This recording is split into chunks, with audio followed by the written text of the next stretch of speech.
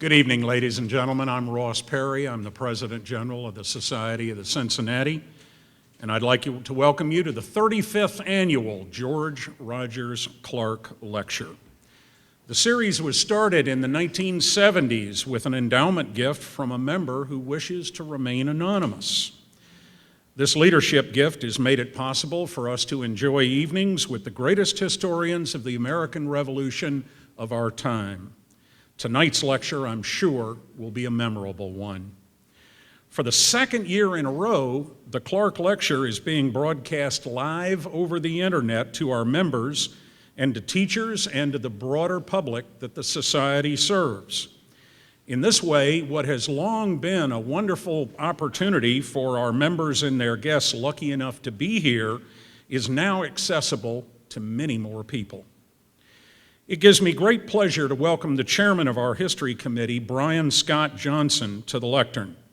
Most of you know Scott, but for those of you who do not, he's a past president of our Delaware Society, and more importantly, he's a history teacher. He did his master's thesis on the history of the Society of the Cincinnati, and he's demonstrated his commitment to our Society's historical mission in a variety of roles over the last decade and more. Scott?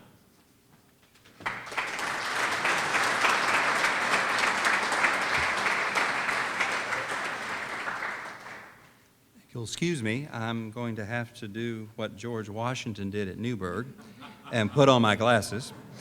As chairman of the History Committee of the General Society of the Cincinnati, it's my great honor to present our 2013 George Rogers Clark Lecturer, Professor Carol Berkin.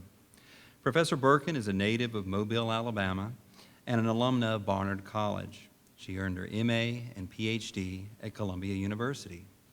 She is Presidential Professor of History Emerita at Baruch College and the Graduate Center of the City University of New York, where she has for many years taught early American and women's history. In 1974, her book, Jonathan Sewell, Odyssey of an American Loyalist, was nominated for the Pulitzer Prize. Her most recent work, Wondrous Beauty, The Extraordinary Life of Elizabeth Patterson Bonaparte, will be on the bookshelves by March of 2014. Over her long career as a historian, she has eloquently documented the experience of American women from the colonial period to the present day, and twice won the Colonial Dames of America Book Prize. Germane to our focus here tonight are her works on women in the Revolutionary period, most notably Revolutionary Mothers, Women in the Struggle for America's Independence. Professor Berkin has not limited her academic pursuits to print media alone. She has worked as a consultant on numerous PBS and History Channel documentaries, including The Scottsboro Boys, which was nominated for an Academy Award as Best Documentary in 2000. Additionally, she has frequently appeared as an on-screen commentator in numerous PBS and Middlemarch productions on a wide range of subjects from Benjamin Franklin to Dolly Madison. She currently serves on the advisory board of the Academy of New York History, the Gilder Lehrman Institute of American History, the board of the National Council for History Education, the Executive Committee of the Society of American Historians, the Board of Directors of Biographers International, the advisory board of the John Jay Papers, and a fellow of the American Antiquarian Society. Ladies and gentlemen, Professor Berkin.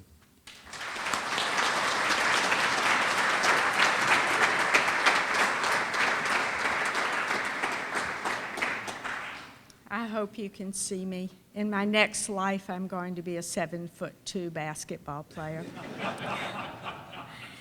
Thank you very much, Scott, and thank you all for inviting me. It's very exciting for a historian of the era who is familiar with many of the men who were the founders of the Society of Cincinnati to be among you who are the descendants of those men. But tonight is ladies' night. When I was in high school, many years ago, women bobbed on a sea of testosterone-driven history like shards of wood from sunken ships. The tsunamis of male heroes and villains were briefly interrupted as a woman surfaced and then sank once again into oblivion. There was Christopher Columbus, Vasco da Gama, Powhatan, Captain John Smith, and look out, here comes Pocahontas. John Winthrop, Roger Williams, William Penn, and who could that be? Virginia Dare. George Washington, Alexander Hamilton, the entire Continental Army, the Founding Fathers, and making her cameo appearance, Abigail Adams, reminding John to remember the ladies before departing the scene. By the time I finished reading the textbook, 3 other women had appeared and quickly vanished: Elizabeth Cady Stanton, Amelia Earhart, and of course, Eleanor Roosevelt. How had this conviction that American history was and had always been a glorious stag party come to be? Had it always been the fate of Clio, the muse of history, to reign over a discipline without any actors of her own sex? The answer is no. Once upon a time, women not only inhabited the pages of American history, but they wrote that history. The first full study of the American Revolution was, after all, written by Mercy Otis Warren of Massachusetts. Warren had been the chief propagandist for the radical cause in the 1760s and 70s, penning and publishing a series of plays that, by the way, if you ever read them, they're dreadful, but they made their point, that championed the resistance of British colonial policies. Warren linked John Adams and John Hancock to the Roman Republic's heroes, Brutus and Cicero, and she forever burdened New England conservatives with sobriquets like Rapatio and Brigadier Hate-All. If her labels lacked subtlety, her message had great political value. Massachusetts radicals relied on her for their most effective propaganda. After independence was won, she produced her magnus opus, A History of the American Revolution. Well into the early 19th century, women continued to not only write the young republic's history, but also to appear as leading characters in it. Best-selling popularizers like Parson Weems, who wrote admiring biographies of the leading revolutionaries, always traced his heroes' patriotism and bravery back to lessons learned on their mother's knee. He was particularly fond of talking about how George Washington learned his patriotism on his mother's knee. And if any of you know anything about George Washington and his mother, that is very unlikely. More serious historians, like Elizabeth Elliot, placed women at the very center of the revolutionary struggle. In 3 volumes on women in the American Revolution, this New England writer recounted the roles of women spies, saboteurs, nurses, propagandists, and protesters. Women's active participation in the struggle for independence was preserved on every page of Elliot's books. In the years immediately following the Civil War, wives and daughters of generals and political leaders also produced their memoirs. Verena Howell Davis, wife of Confederate President Jefferson Davis, recorded her impressions of leading antebellum orators and politicians, providing a perspective that was not available in their autobiographies. She once said of Stephen A. Douglas, "He would be more charming if he practiced better hygiene. He should bathe more often," she wrote. I can assure you that wasn't in anything he wrote. Anna Jackson, widow of Stonewall Jackson, and LaSalle Corbell, widow of George Pickett, both wrote of their lives with these Civil War heroes, and Elizabeth Baker immortalized her husband George Custer in not 1 but 3 books on their marriage. Yet this era of women as actors and recorders of the national past came to an abrupt end.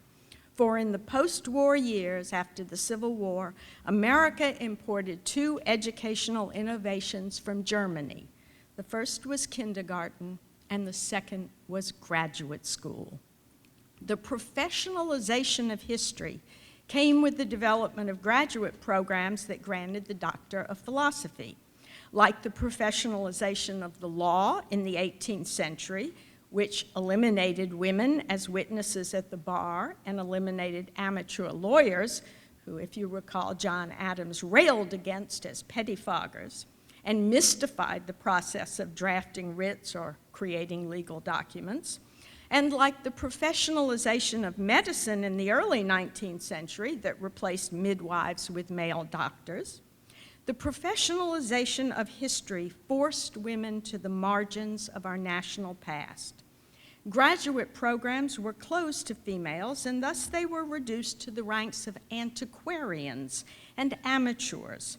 At the same time, the newly minted male PhDs strived mightily to bring prestige to their profession by focusing only on grand events and great men. American history became a thrilling tale of generals, orators, entrepreneurs, intrepid explorers, and political movers and shakers. There was no room on the canvas they painted for ordinary women, or for that matter, for ordinary men. History became the exclusive domain of exceptional men. The rest of American society had to be content to serve as their victims, their foils, their assistants, and passive recipients of the history that was being made around them, but not by them.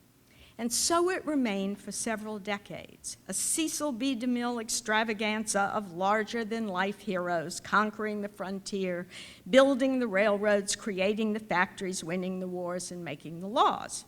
Meanwhile, amateurs continued to write their modest tales, producing what in film parlance might be called as indies or cult films, local histories that commemorated a town's 100-year anniversary, or family members' biographies, or accounts of murders or strange occurrences in their region.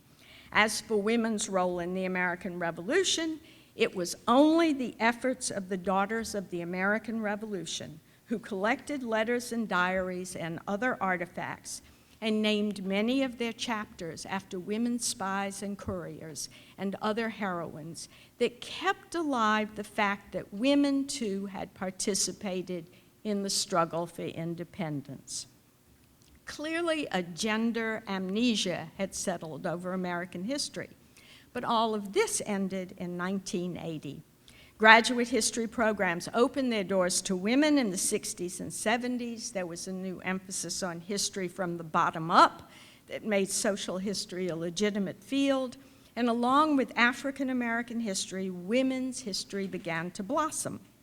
Today, I'm happy to say, bookshelves in libraries and scholarly archives groan under the weight of books on women's experiences in our national past. And some of the best of these studies focus on women in the American Revolution.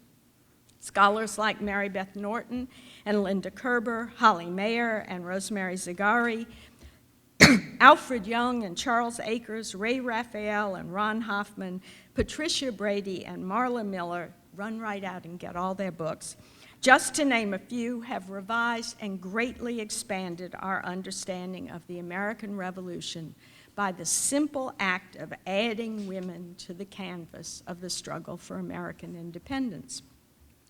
Tonight, I want to share with you only a sampling of the fruits of this labor. Now, any account of the Revolution has to begin in 1760, when the great debts amassed during the French and Indian War drove the British government to revamp its colonial policy. New England was the first and the hardest hit region. Its economy was built largely on commerce with the West Indies, and the new tighter regulation on trade with non-English Caribbean islands threatened not only large shipping magnates like John Hancock, but local dock workers, sailors, lumberjacks, shipbuilders, and distillers whose livelihood depended on the traditional smuggling operations of the triangular trade. But within a year, the middle colonies of New York, Pennsylvania, and New Jersey, as well as the southern colonies, had begun to feel the sting of the mother country's determination to raise much-needed revenues from them. By the time the Stamp Act came, a direct tax on the colonists, it was clear that Britain's long-standing policy of salutary or helpful neglect was over, and revenue raising was the new order of the day. Now, the Stamp Act led to a flurry of petitions from colonial legislatures, brilliant oratory on the part of the men in those legislatures, to appeals from colonial agents in London, and to some pretty incendiary oratory from men from Boston to Virginia. But here's the truth. British legislators and bureaucrats were completely unmoved by either rhetorical threats or legal complaints. The truth was, the demands of the British Treasury weighed more heavily on their minds than the grumblings of these unhappy provincial politicians. Something did move Parliament, however, and that was the threat to economic stability of what today we call the private sector. Irate British textile manufacturers, anxious luxury good producers, not a few of them members of Parliament, responded quickly and firmly to the precipitous decline in sales and profits when Americans signed and enforced non-consumption and non-importation agreements that boycotted English manufactured goods until the hated laws were repealed. It was this boycott of British manufactured goods that brought the English government to its knees, not once, but several times, and forced it to repeal acts that it had passed. Now, it may have been men who proposed these boycotts, but it was their wives who determined their effectiveness. They were, after all, the consumers and purchasers of cloth and tea. When the call went out to shun both British textiles and teas, and the merchants who dared to continue to sell them, women's buying habits became immediately politicized, and they became active participants in a very unfamiliar political sphere. Colonial women proved more than ready for the challenges of this new role. Newspapers carried accounts of New England women who picketed the shops of merchants who refused to honor the boycott. In fact, the Massachusetts Spy published a little article that said, "The women marched in martial array, far better than our militia has ever done." They ran stories of spinning bees at which women and girls gathered to produce homespun that would replace British-made cloth. I have to make a little aside here. Spinning was the single most boring activity women had to engage in. They hated it. They used to write letters to one another. "I'm pregnant, I hope it's a daughter because I can pass spinning on to her." I tell my students that the only thing more boring than spinning is watching bass fishing on ESPN. So as soon as British cloth was available, women stopped spinning. So it was a great sacrifice to begin to produce homespun. Sometimes these spinning bees drew 100 or more women who were, as Mary Beth Norton has put it, engaged in ideological showcases of colonial resistance to British policy.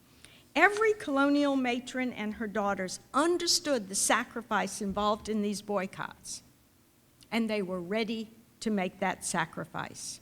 Spinning wheels were brought down from the attics and dusted off, and they produced the rough fabric that came to be called Liberty cloth.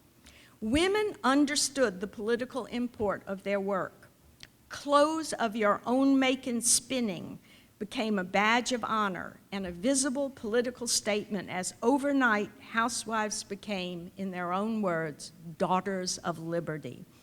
I would argue with you that it's no exaggeration that the single most radical impact of the American Revolution was the instantaneous politicization of women. Not everyone approved of this sudden explosion of women on the public scene.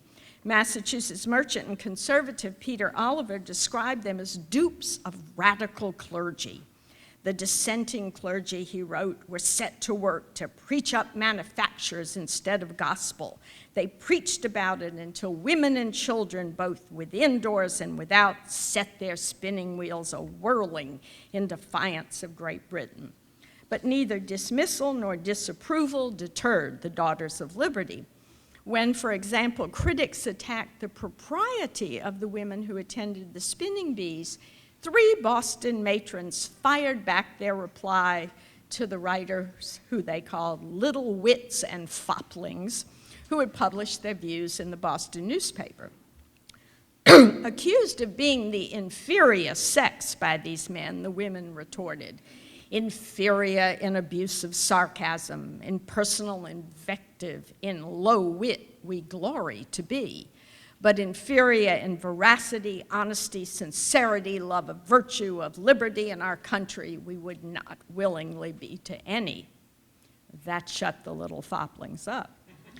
Public statements in support of the boycotts as well as public acts became a vital part of the political repertoire of colonial women. In 1765, a determined group of New York City brides announced in the local newspaper that they would refuse to marry any fiancé who intended to seal their marriage certificates with any of the hated stamps. When the Townshend Acts of 1767 prompted a new round of boycotts, women made their protests public. The Boston Evening Post gleefully reported in 1770 upwards of 300 mistresses of families, in which number the ladies of highest rank and influence had signed an agreement to abstain from drinking tea. Soon afterwards, almost 100 women of lower rank and influence produced their own document, pledging, and this was what was so interesting and important, of their own free will and accord. In other words, not because our husbands told us to boycott British goods. And after the Tea Act of 1773 was passed, a group of influential Edenton, North Carolina women signed a pledge to refrain from tea and other English products, calling themselves the Edenton Ladies Patriotic Guild. They joined the boycott and they declared they were doing so not simply as the wives of patriot men, but as patriots in their own right. This radicalism shocked many American and English men. One English brother wrote to his brother in America, "Is there a female Congress in Edenton as well?" There's a very famous cartoon of the Edenton ladies meeting against them, and it shows what happens when women get involved in politics. There's a baby drinking out of the dog's bowl, and all of the women now have hideous, ugly, masculine countenances, and this is what happens if you get involved in politics. Not all women flocked to the patriot side, of course, any more than all men supported calls to resist Parliament. Women like the haughty Grace Galloway, daughter of one of Pennsylvania's richest men and wife of Loyalist Joseph Galloway, viewed revolutionaries as upstarts, and she considered herself entirely above the fray. Only when the revolution was underway and she was forcibly removed from her Philadelphia home did she accept the fact that the rebellion was going to forever change her life. Grace Galloway died in poverty and despair, angered at a world she no longer understood. And I would like to stress the fact that for many people, the revolution was inexplicable. They really didn't understand why this was happening, and they did not realize what the consequences of it would be. She died in poverty, as I said. Like Grace Galloway, many wives of conservative men became victims of the rising antagonism and violence between radicals and those loyal to the crown. Esther Sewell of Cambridge was one of these women whose life was tragically transformed by the coming revolution.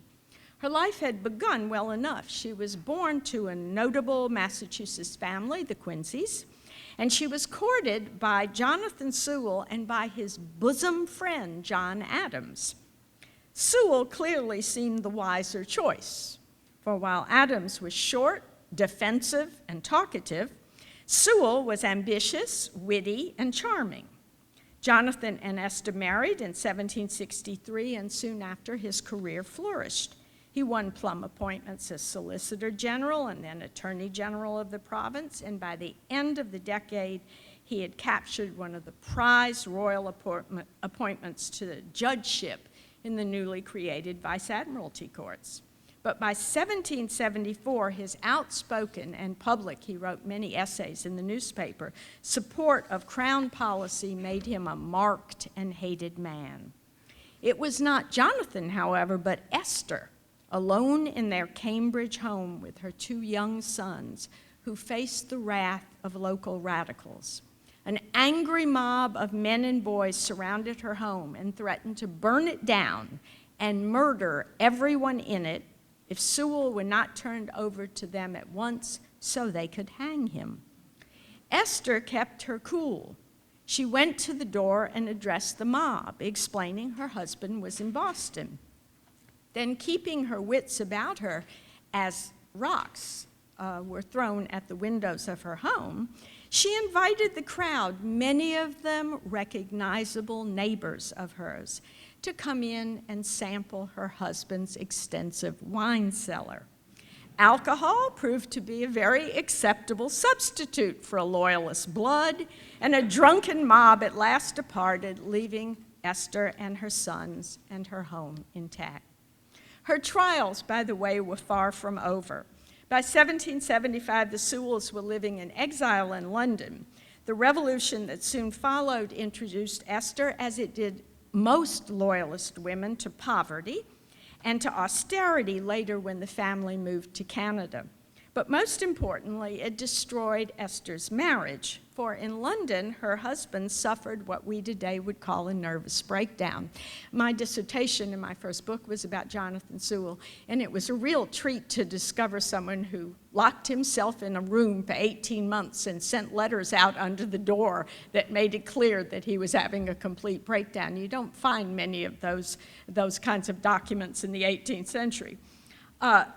By the time he came out of his 18-month retreat, he had decided that the revolution was his wife's fault, that she had caused the American Revolution.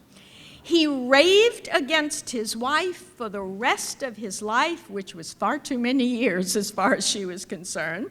And at one point he wrote that he hoped she would be tied to the tail of a comet and carried into space.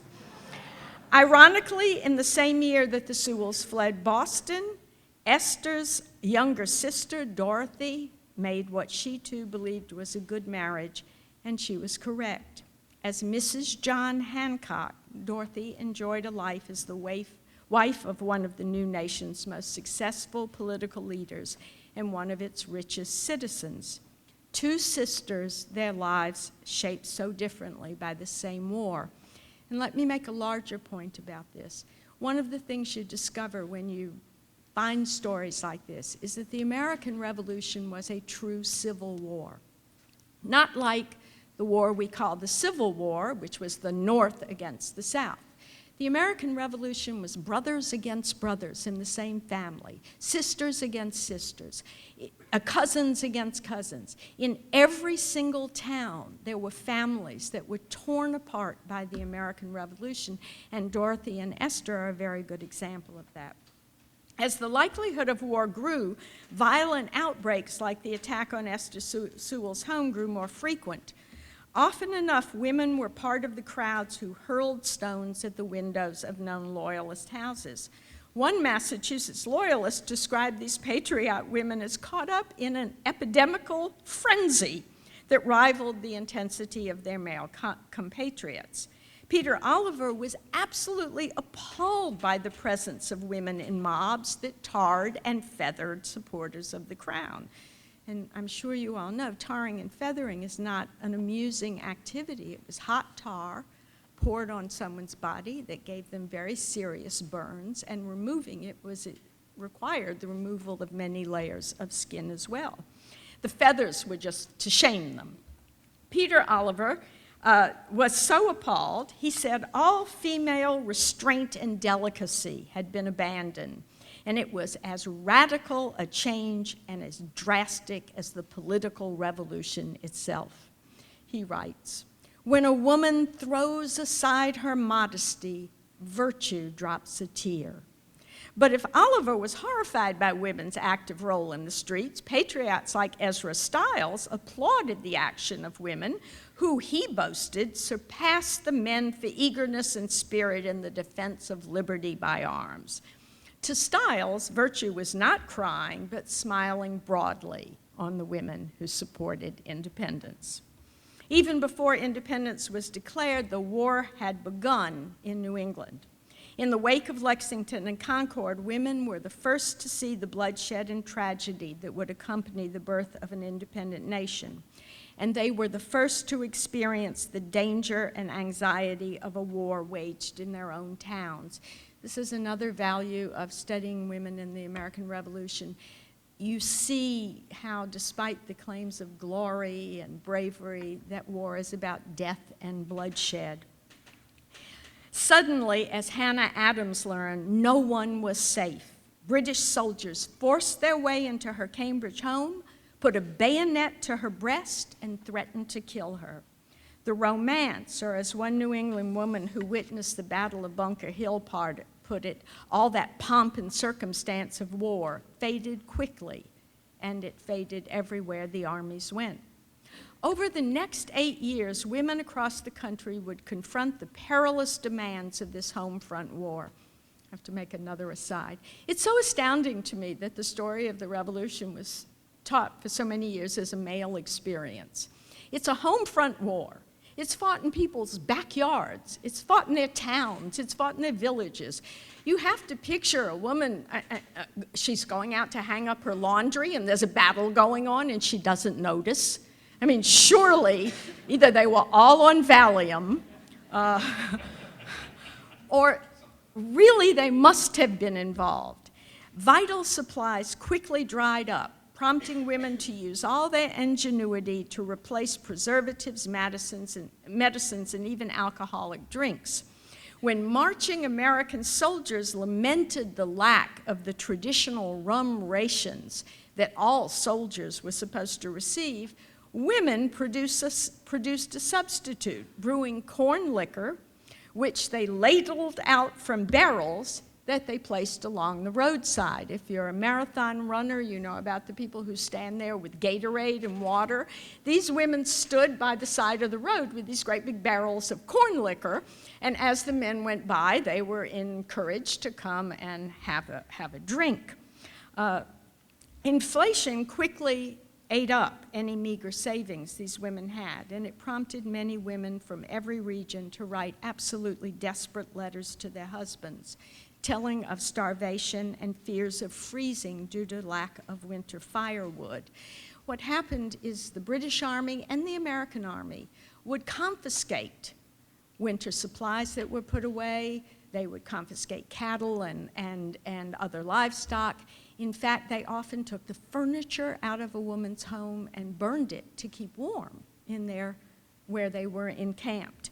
And so these women wrote letters to their husband, "Come home, we're going to starve to death, or we're going to freeze to death." Both British and American armies increased their anxiety because of the raids that were waged on their farms. It was also true that wherever the British Army went, women were in danger of rape. One woman reported, "They stole the very buckles off my shoe." War songs and poems might urge husbands to leave their loving wives and sprightly youths attend, leave their sweethearts and risk their lives, their country to defend. But when men responded to the call of duty, it was their wives who were left behind to keep the farms and shops operating. The responsibilities these women shouldered was great, for if they failed, there would be nothing to come home to in victory or defeat. For most women, the experience of taking over traditionally male work roles was a nightmare, since these tasks were added to their own household and childcare tasks. Students of mine do not understand. They think that what women did was put flowers on the table and polish their polish and decorated there. They didn't realize that women were manufacturers. They took raw materials and produced the household goods and food that were needed in order for a family to survive. And they did this while being pregnant pretty much every 2.5 years until they could be pregnant no more. I have 2 children, and that pretty much wore me out.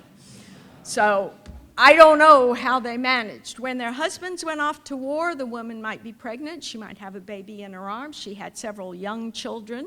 She had to keep the household operating, and now she also had to run the farm. It was not liberating for most women. But for some, this experience of crossing gender work roles meant acquiring new levels of confidence and a new sense of accomplishment. There is no better example of this than the most famous exchange of letters among all women's historians of the American Revolutionary era. A Massachusetts loyalist goes off to England and he leaves his wife behind, as many of them did, because they thought if the wife was there occupying the farm or home, it wouldn't be confiscated. So he goes off and he writes these long, detailed letters to her. I always think that they began with walk out the door, go to the field, but he writes these elaborate things on what to do with the crop. My farm, do this for my farm, do this for my farm. And so for the first 6 months, she writes him reassuring letters. Your farm is doing fine. Don't worry, dear. Everything's okay. In the second 6 months, she writes to him, our farm is doing really well. Don't worry about a thing. And after a year, can you guess what the pronoun was? My farm is doing well. More than pronouns had changed. Whether these women struggled to survive or they reveled in newfound skills, they worried about their husbands and sons. And many of them commented on the loneliness of their wartime lives. Their plight was captured in the verse of that popular song, Here I sit on Buttermilk Hill. Who can blame me, cry my fill? And every tear would turn a mill since Johnny has gone for a soldier. One has only to look at the exchanges, sometimes melancholy, between Abigail and John Adams to realize that the pain of separation and the anxiety that accompanied the potential dangers of war were always there. Even the feistiest of women, like Lucy Flucker Knox, who was nobody's shrinking violet, the wife of General Henry Knox, succumbed to depression and despair. Lucy was more alone than most, for her loyalist parents had gone into exile in England, and her husband had gone to war. I return home, she wrote to her dear Harry, to find myself entirely alone, to reflect that the only friend I have in the world is such an immense distance from me. My poor heart is ready to burst. Like many poorer women, Lucy Knox found relief from her loneliness by picking herself up and traveling to join her husband at every winter encampment. Lucy relished her times with the Army and with the other generals' wives, so much so that she resented any attempt by her husband to discourage her from coming. She also resisted leaving. While winters at Valley Forge or Monmouth might seem to us a dismal prospect, they were a welcome relief for Lucy, who felt her life was otherwise barren of adventure and replete with repetition. Now, when she, or Martha Washington, or Katie Green went to join the military, they were put up in a home, and they had privates work as their servants in the home. That is, military men work for them. They were waited on at the table, they gave parties, and they lifted the morale of the officers. But the women who came on the whole, who were known as camp followers, were the wives, sweethearts, and daughters of common soldiers. And I would now like to talk about my pet peeve. I'm sure you all know that iconic picture of Valley Forge. All men. Soldiers are trudging through the snow, right? The tents are there. You would think Valley Forge was a stag party. Actually, Valley Forge was an immediate city. Women, children, dogs, their favorite goat, their rocking chair, their favorite pot arrived by the hundreds every time the Army settled down for the winter, anywhere it settled down. These women came because they were hungry, because they were afraid their children would freeze, and because they were afraid they would be attacked by British soldiers. And they poured into the military camps. Instant urbanization. So that picture of Valley Forge is a lie. All of these Army camps were filled with women and children, and Washington hated it. Washington really did not want them there, but he never sent them home. Because, in fact, if he sent them home, he knew their husbands would go with them, that it would increase desertion. So he set them to work. And women were a vital part of the American Army. They were the quartermaster corps supreme. They gathered the wood for the food, they cooked the food, they did the nursing in the camp hospitals. And let me just make another little aside and talk to you about lice. Lice is very important in the American Revolution. The young boys, working class boys who joined the army, came in whatever clothes they had. And like my son, who's quite brilliant and can take apart a computer, he could not understand how to work the washing machine. So these boys, who assumed that washing clothes was a woman's job, just stayed in the clothes they were in. And they stayed in them and stayed in them and stayed in them, and they got lice. And they did what my son would do. They scratched. And they scratched and scratched, and they got scabs. So they had open sores on their body. They were also a little bored sitting around, because a lot of war is like baseball. You know, you sit around, nothing happens, and then all of a sudden. So they invented games. As I tell my students, they didn't have video games to play with, or a Wii, or, you know. So they invented a competitive game that was called, Let's Throw Tar and See How Many Lice We Can Kill. And so they threw hot tar at the lice on their arms and legs, and then they counted up how many they killed. And then they had burns on their body as well. I never said teenage boys were smart.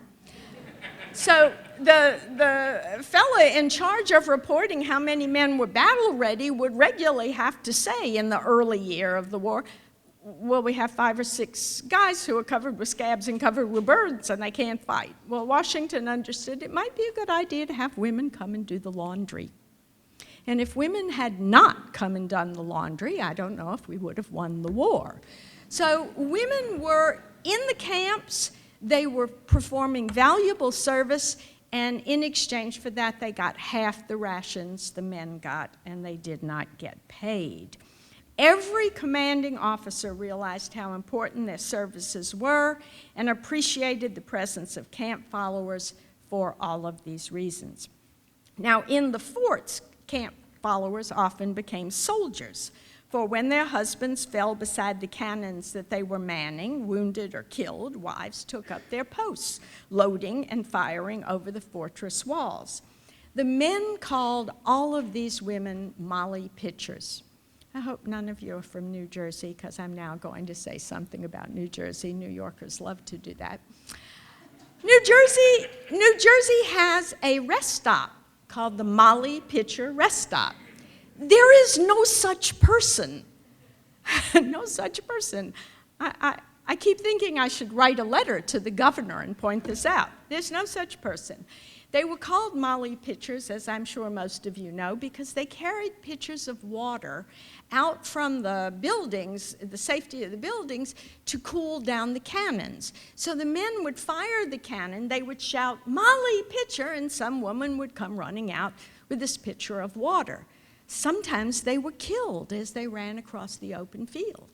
Sometimes they were wounded, and often they took their husband or someone else's position at the cannon if they were killed. We have that iconic picture of this woman who was Mary Ludwig, not Molly Pitcher,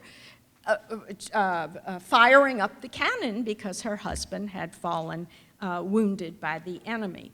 Not a few of these Molly Pitchers actually applied. We found 250 applications for veterans' pensions from these women who had been wounded in the course of the attacks on the forts. None of them, by the way, of those 250 got anything. If camp followers were accidental soldiers, there were some women who were intentional combatants. Historians can't tally the number of women and girls who disguised themselves as men and enlisted in the military, because if they succeeded and they successfully passed as men, we have no record of them. But if they failed, many officers did record their names and their punishments.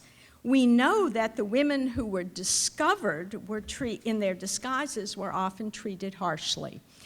If you got caught and you said to the officer, "Oh, I only did this because I can't stand to be away from my husband, I miss him so much," then they sent you home with a pat. But if you couldn't say, "I'm here out of love," If you said, well, I came for the bounty that you get paid, or I came for the pay as a soldier, I came for adventure, I like to kill people, whatever, then they were whores.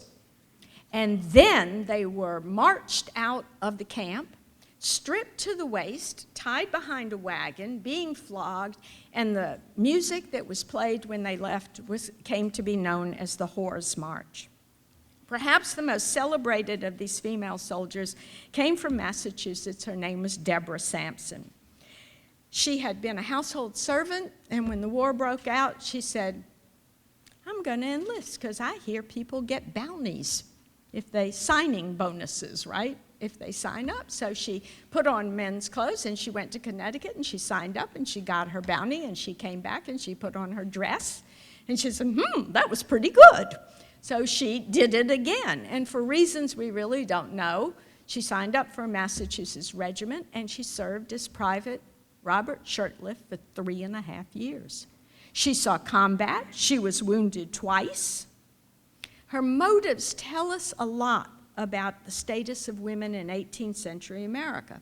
She was poor and had no dowry, and she would spend the rest of her life working as a domestic servant. When she learned about the bounty, she decided this was better for her than any other future she could have.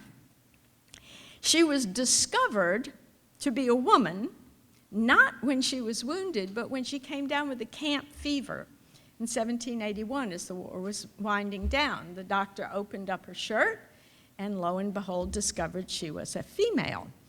She had served so honorably that they gave her an honorable discharge, and Paul Revere helped her get a veteran's pension.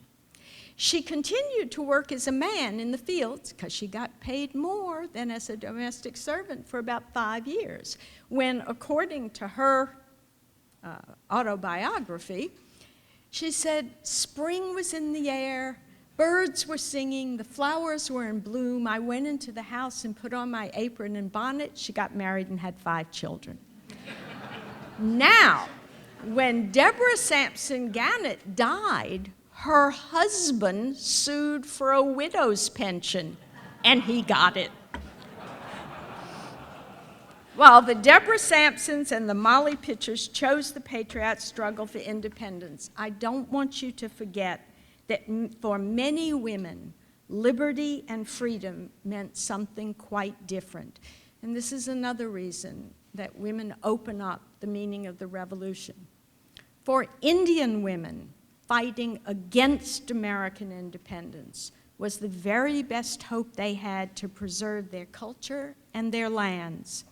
The colonists were, as Iroquois and Cherokee knew, land grabbers, and their victory would mean a crushing defeat and inevitable exile from their homelands for these Native Americans.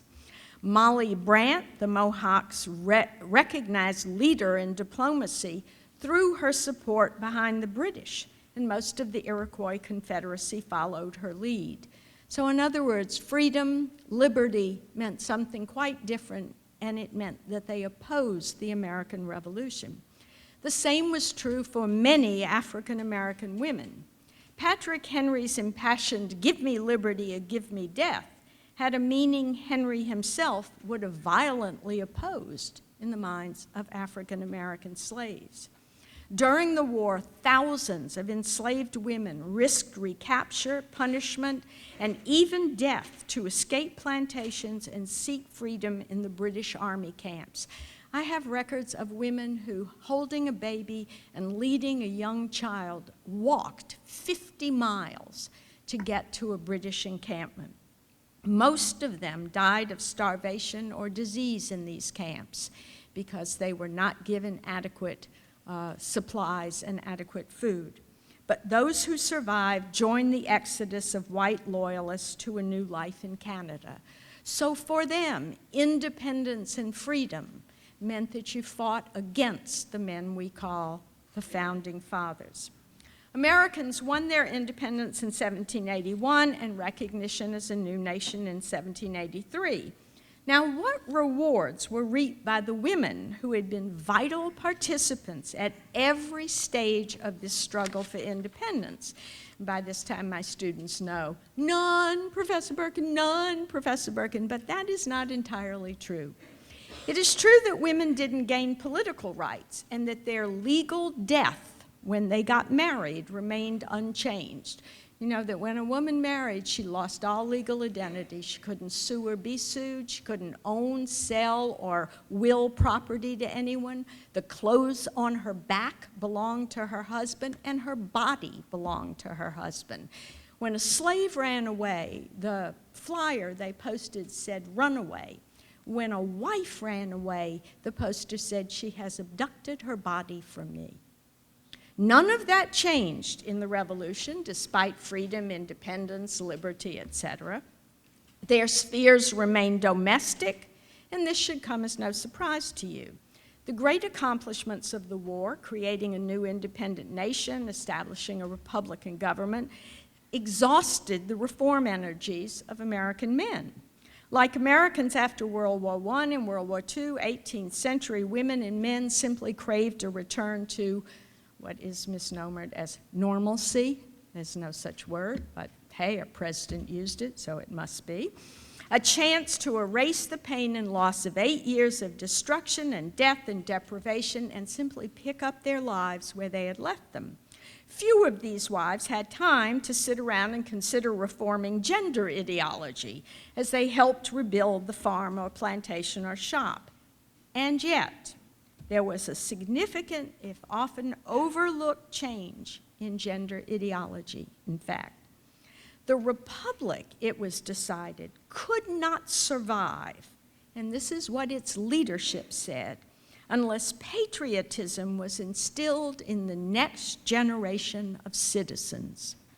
Young boys had to be taught that it was their obligation to fight, to defend what their fathers had won for them.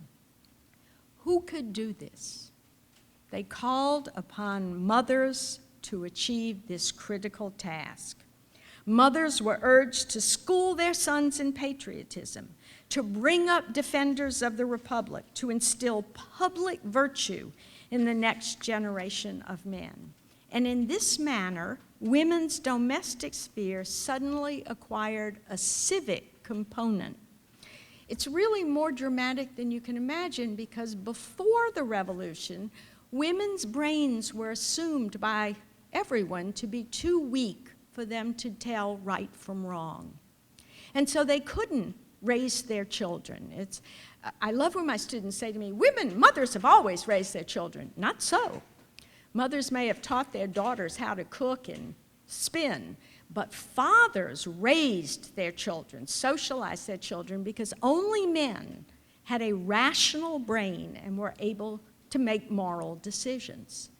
After the Revolution, after women had participated and made choices of loyalty, men decided, hey, maybe women can determine right from wrong after all.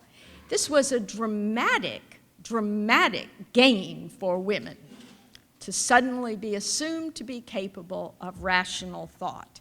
The new ideology known as Republican motherhood acknowledged women's intelligence and their ability to make political commitments. With it, however, came women making a call for better education. Women made a bargain. They said, okay, we won't have legal rights, we won't have a political voice, we'll raise our sons to be patriots, but we can't do this if we're not educated ourselves, if we don't know history, if we don't know political philosophy, if we don't know science. We have to be able to do this ourselves. And as a result, there was a revolutionary change, and young ladies' academies arose in every single state. For the first time, young women received formal education. And as I often say, and if you're an administrator, forgive me, administrators in schools were as lazy then as they are now. And so, instead of creating a new curriculum, they just took the curriculum in the boys' schools and gave them to the girls. And so girls got a major education. Now, what does education produce? John Adams and Benjamin Rush and all of these men would roll over in their grave if it occurred to them that only 70 years, one generation later, women would gather in Seneca Falls and demand their rights in American society. Protesters, propagandists, boycotters, fundraisers, spinners, surrogate farmers and shopkeepers, nurses, washerwomen, spies, couriers. I haven't even talked to you about all the spies and the women who hid supplies under their petticoats. All of these were part of the canvas of the revolution. Female figures, patriots and loyalists, participants and acute observers of what was going on in their world. As the British Army evacuated New York, a soldier was heard to comment that even if the king's soldiers had defeated America's men, they could never conquer American women. And perhaps he was correct. Thank you.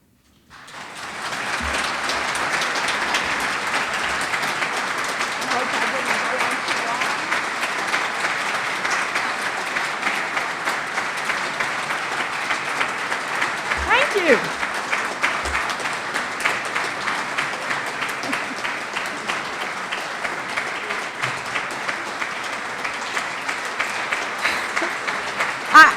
I know you're eager for food and drink, but I've been asked if I would take questions, and I'll tell you exactly what I tell my students. Please don't ask me anything I don't know the answer to.